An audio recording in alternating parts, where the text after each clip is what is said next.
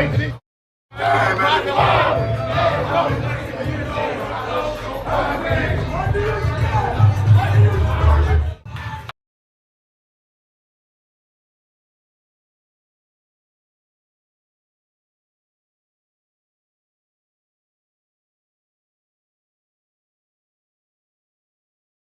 is now officially Friday morning in Baton Rouge.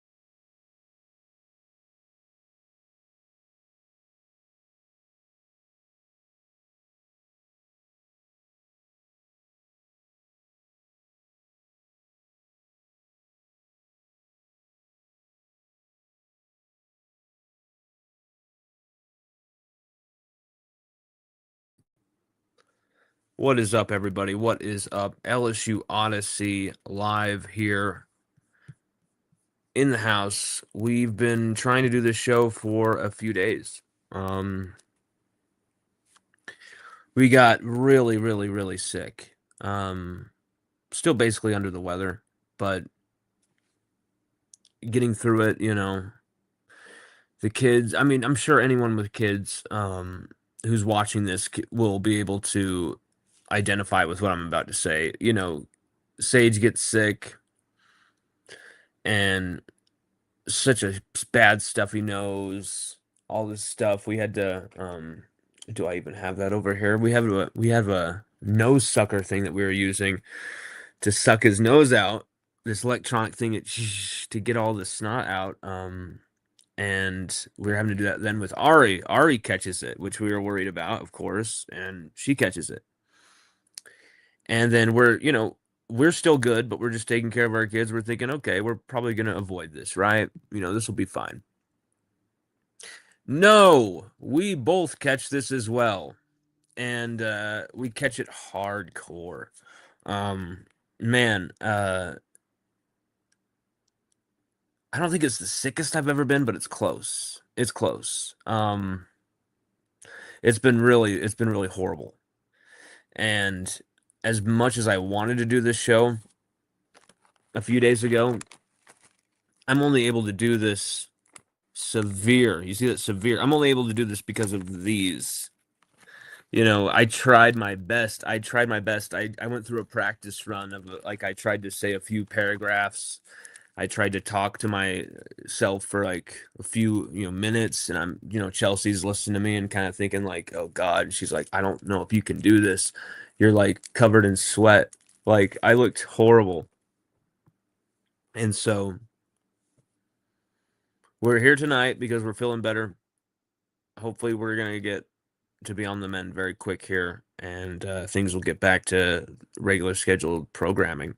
But even while we were sick, we put out an article, top 5 position battles that we're really looking at going into this season. And we're going to share screen with this window here of our article. Oh my God, is it even? You gotta bear with me because I'm just barely getting with this laptop. This is a new laptop. We just barely got this. I'm trying to figure out exactly how to screen share. And what's annoying me is my last laptop, you could just screen share each tab that you had open. But this is you have to screen share the windows. You have to open something in a separate window and screen share the windows. I'm like, what?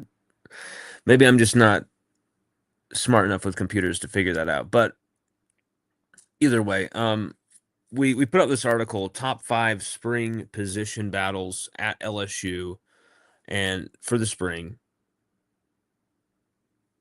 And we're really excited about the feedback we got from that article because we haven't even really been able to promote it much because it's been days full of night. We've been so sick. Like barely remember much of what has been going on the last few days. So sick, right? Oh god, that stupid ad's blocking it. But this is right here on LSUODYSSEY.com. You go into the from the home page into the content menu. There's a stupid ad that we're not really getting paid for, so we might as well turn off Google Ads. My God.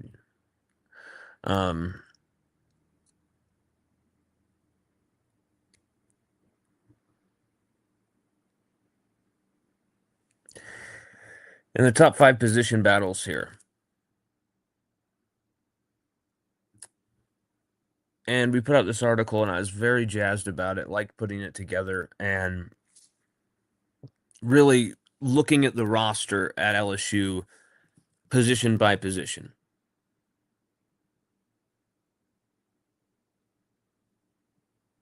Your browser is blocked. Just click the screen icon.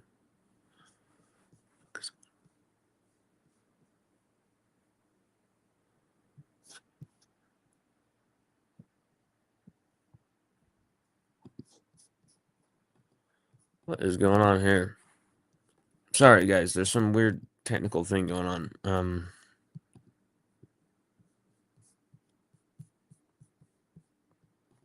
Make sure I'm actually live right now. Holy shit. Yep, good. Should be live, and you guys should be able to hear me.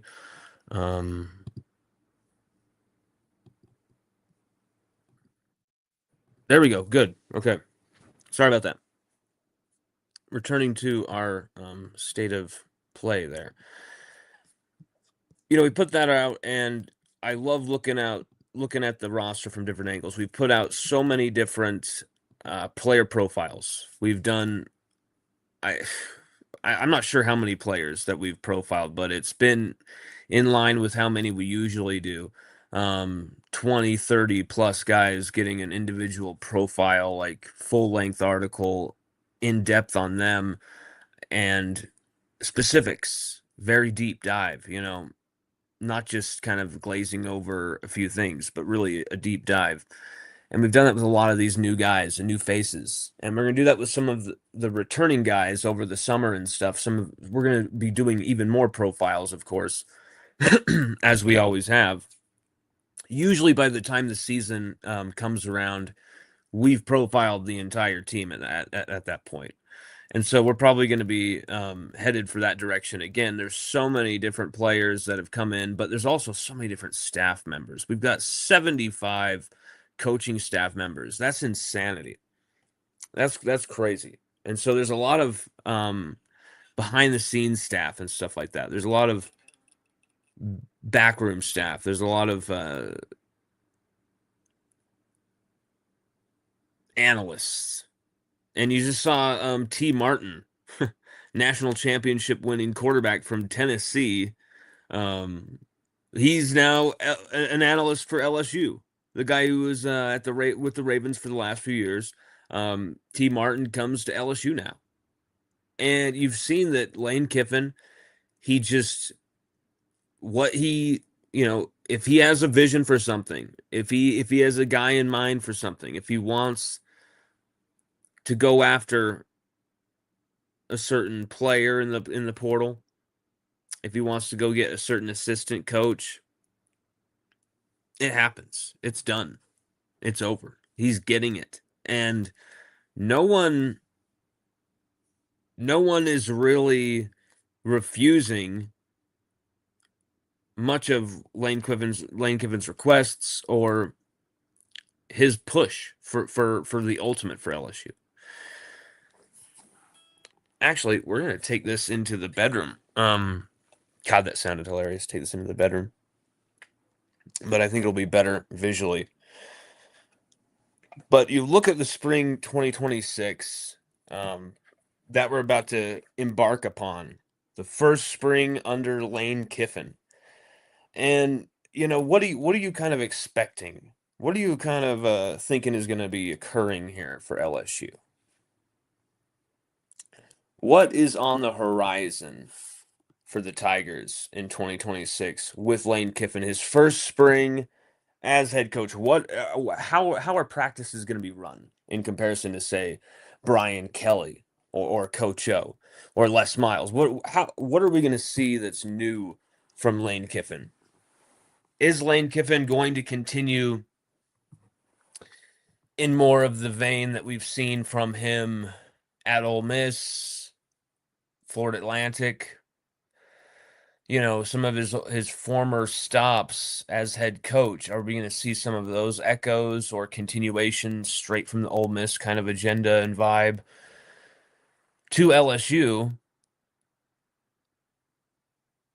Which I I I would rather him kind of stamp the LSU thing onto, you know, I don't even have Ole Miss be like a part of it. Like Ole Miss, ugh, like don't want any of those vibes. And I think that goes for pretty much everybody at LSU. We do not want there to be Ole Miss vibes. Kind of like the same thing with, we didn't want any Notre Dame vibes coming over from Brian Kelly's switch from Notre Dame to LSU, and that did not happen. It was absolutely Notre Dame of the South in year one. And year one, we went to the SEC championship game. So you got to give him a lot of credit, Brian Kelly, with doing that. But it wasn't built to last. It wasn't built to truly contend. And man, had we built that team to truly contend, I mean, we went to SEC title game that year. And think about it. Think about some of these seasons the last few years: 2022, 2023, 2024, 2025. You have Indiana winning it all. Okay. Against Miami. Indiana over Miami. In 2024, it was Ohio State over Notre Dame. Okay. 2023, Michigan over, who the hell did they beat? Someone really I know they beat Alabama in the semifinal. Who did they beat in the title game? Michigan. Washington. Oh yeah, the Michael Penix season. Washington. Just crazy. And there's been, and then of course Georgia went back to back in those years, and Georgia even did that with a pretty crappy defense, like some big names on defense, but like they would allow some big plays. The game I went to, the SEC title game in 2022, was by far and away Kayshon Boutte's best game of the season, and Malik Neighbors went off as well. They both go for like over 120 plus yards on Georgia's defense in that game. Like Georgia had a porous defense. They just had some great names, unbelievable, skilled, athletic talent, and they could finish at the right times, and they just did what they needed to do to get those titles. Point in saying all of this, how in the hell did you're gonna look back at that time and be like, we had Jaden Daniels, that offense with Malik, Brian Thomas Jr., Mason Taylor. How did we not win a national championship? We had Will Campbell at left tackle, Emory Jones at right tackle. Like, holy shit, man. Like, and you look at some of the O-line issues as well of that time. It's just like, how do we not win a title in that era? It's mind-boggling. And so college football is wide open. College football is wide open for the taking. There is no more Nick Saban. There is, no more Dabo Sweeney that's like a threat as a head coach. Like Clemson were a powerhouse. A powerhouse. Don't mistake that. They were the original ones to take down Alabama and do it in a title game. They should have beat them in back-to-back years in title games, Clemson. And then the fall came right when we beat their ass in the Superdome. And they really, maybe I think they went to a semifinal or something after that. Still, they haven't been the same since. Clemson. And even a really bad LSU team with a really hurt quarterback kicked their ass, and really 17-10 was complimentary scoreline to Clemson. But Dabo Swinney, he's not a threat. Clemson, they're not a threat anymore. Even if they might be better this year, I don't think that they're a threat or a major player. Ryan Day, Ohio State, they do have a national championship ring on their fingers now. But are they really a threat when they can't even they can't even get over these in-conference hurdles that, like, could they even survive the cannibalism and the madness of the SEC? I get it. The SEC hasn't been as strong as it's usually been. Nowhere near. A lot of that is due to the rise of quality across the conference, so that you don't just have, like, okay, every weekend is a tough outing in the SEC, but when you play LSU, you play Alabama, those teams usually win out. There's that difference in class. No, NIL in the SEC has spread that out. Transfer portal in the SEC has spread that out, where it is crazier and more dangerous to be an SEC team than ever before. And so I look at this and I'm just like, Kirby Smart at Georgia. That's probably like the biggest, Kalen DeBoer, Alabama. Every time you think he's reaching the peak of the mountaintop at Alabama, like, oh wow, what he did to LSU, in Tiger Stadium was so impressive. The way they destroyed us, and then, I think that was in, like, what, 2020, 2025, 2024, both of them, and then DeBoer just completely goes and shits himself against, like, the most random team. So, and there's just a complete woke ass culture that Kalen DeBoer has at Alabama that's really embarrassing as well. And so I'm looking across the country, guys, and I'm thinking there's no head coach out there, in my opinion, with the resources, the backing, the brand, all of that Lane Kiffin has. There isn't. There's no. And then you couple that with LSU, the resources, the brand that LSU is, what LSU has been able to do, regardless of who's the head coach, because LSU has that infrastructure in-house already in place with guys like that man in the background, Michael Bonnet. That athletic building, LSU as a university, they're all full of amazing people like Dr. Tommy Karam, and Michael Bonnet, some absolute geniuses, that keep that motor running. And you now put Lane Kiffin in that vibe, in that mindset, with those resources, with these possibilities. And he's delivered the number one portal class in the country by a mile. By a mile, the number one portal class. And it wasn't even close, because LSU was savage in the portal. Number one offensive lineman in the portal, Jordan Seaton. A huge, huge, huge pickup LSU absolutely needed. You had the worst offensive line season in LSU's history that I can even remember. It was so god-awful. You had guys tripping over each other's legs. It was unreal. It was unspeakable. And now you have a chance with a retooled offensive line, Jordan Seaton at right tackle, Darren Stray, or even maybe Weston Davis able to compete for that spot. He's a returning guy who was god-awful last year. But Kiffin and Eric Walford and all of them saw something in Weston Davis. They wanted him back. It's mystifying to me right now, but it might not be in a bit, because they're top evaluators. So I'm kind of interested to see what we get from Weston Davis. But Braylon Moore comes back for another season, big time at center. You've got all these pieces on the offensive line, but Jordan Seaton, Darren Stray, William Satterwhite, Jacoby Jones from Nichols. I hope I'm getting, or is it? I hope I'm getting that name right.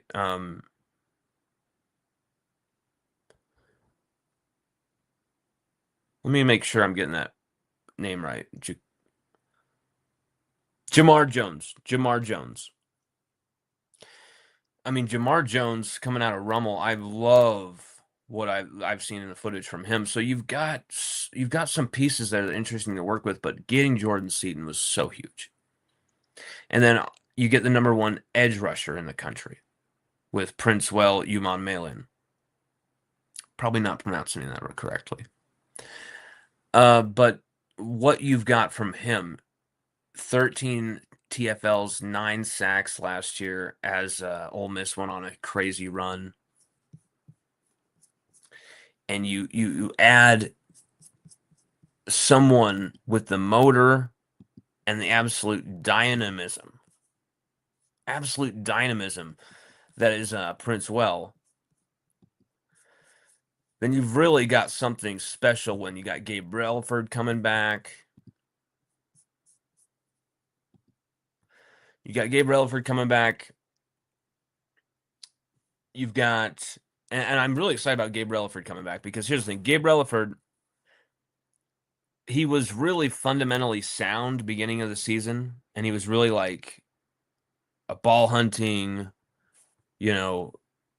edge holding titan. Like he was someone who could really like hold that edge, make these tackles, not really sexy plays.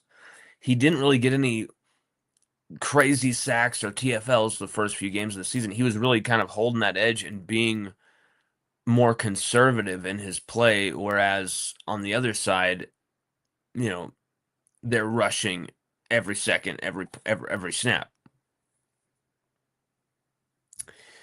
And so with him, he was more on that kind of conservative vibe of being more against the run, watching for the run, not just his pass rushing assignments were more conservative, more read and react. But then on the play he makes a TFL on, I can't remember what game it was, but that's where he breaks his arm. Gabriel for like 4 games in the season.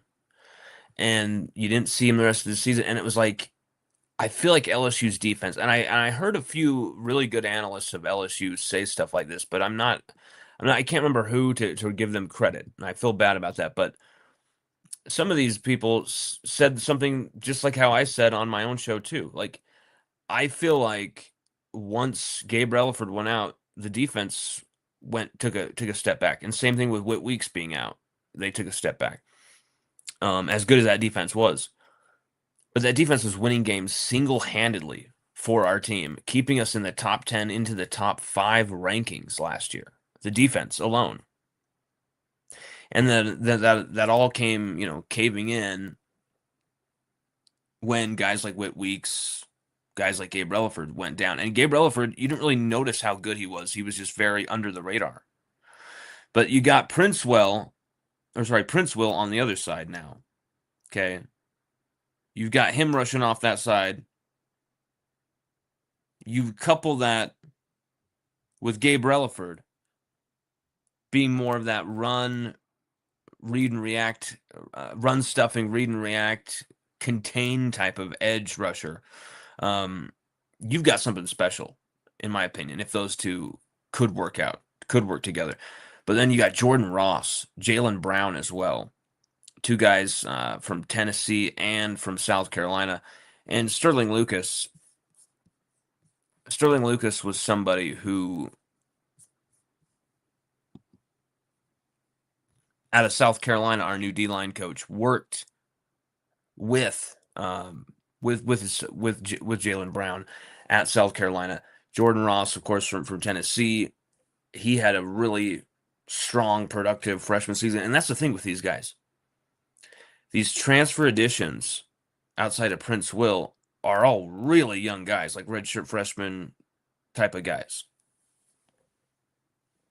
And so the position battle there at edge is going to be very interesting because of the talent that you brought in. Okay. You got to love the talents that you brought in on the edge. But I feel like the defensive line interior, the defensive tackle spot, was a bit neglected in a transfer portal pursuit. And I think that is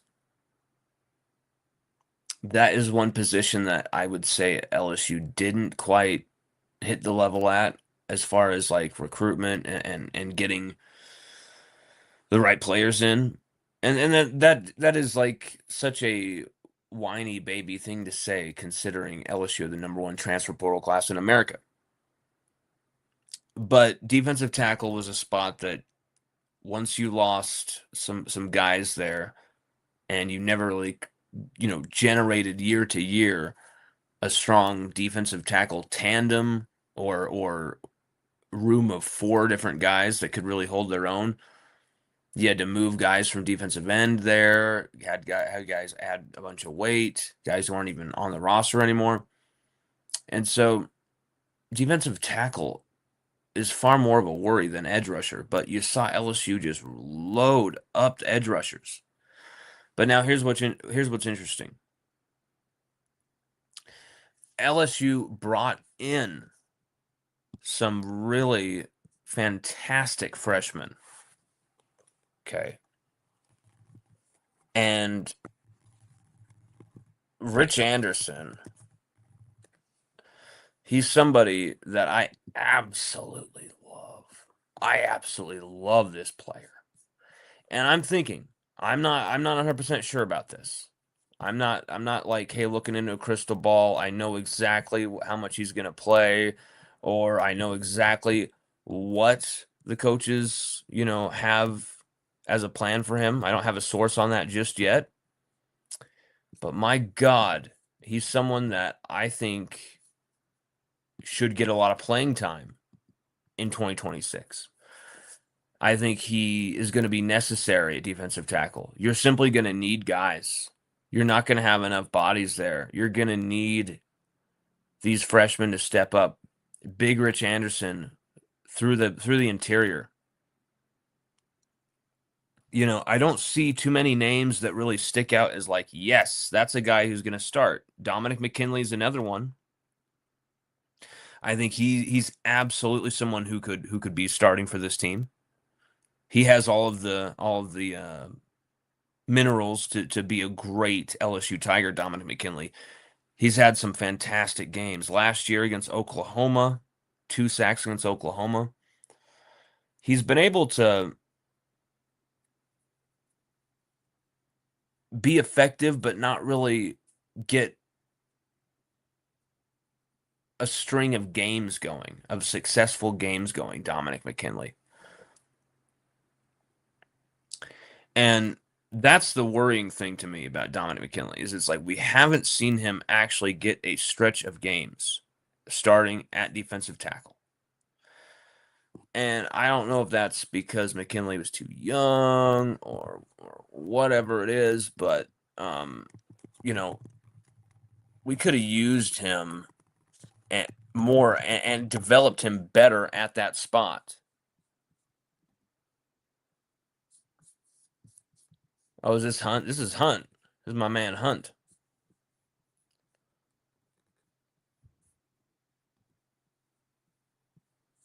Oh wait, no. Let's get some Dominic McKinley like LSU highlights. Oh yeah, and then his brother committing to LSU as well. So that's another defensive tackle right there.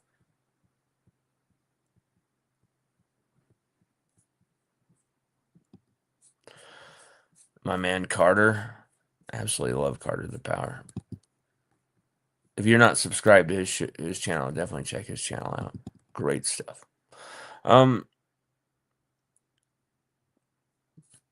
So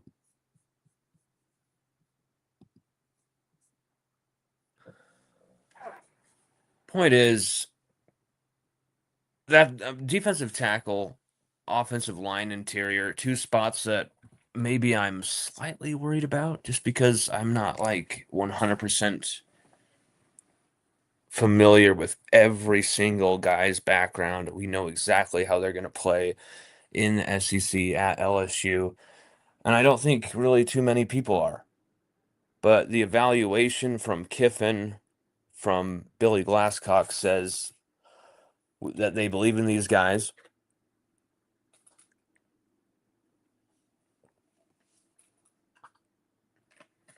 And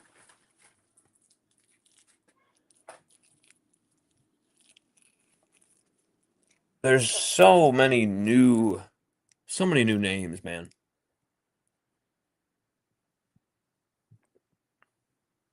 Mm,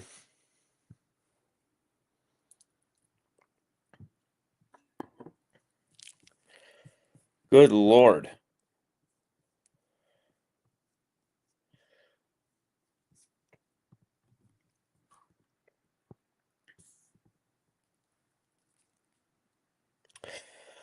Guys, I'm gonna have to continue this in a yeah, this is holy crap, guys.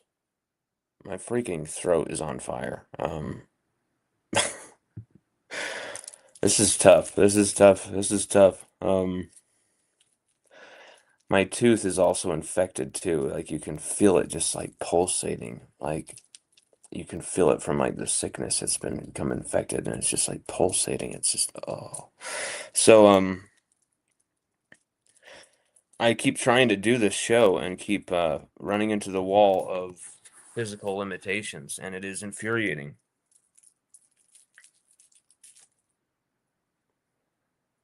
But I have so much on my mind about LSU and so much I'm thinking about. I'm going to write some articles and generate some stuff for you guys to check out because right now I just don't think I can I don't think I can talk. I'm sorry. Like I can't go at length like this.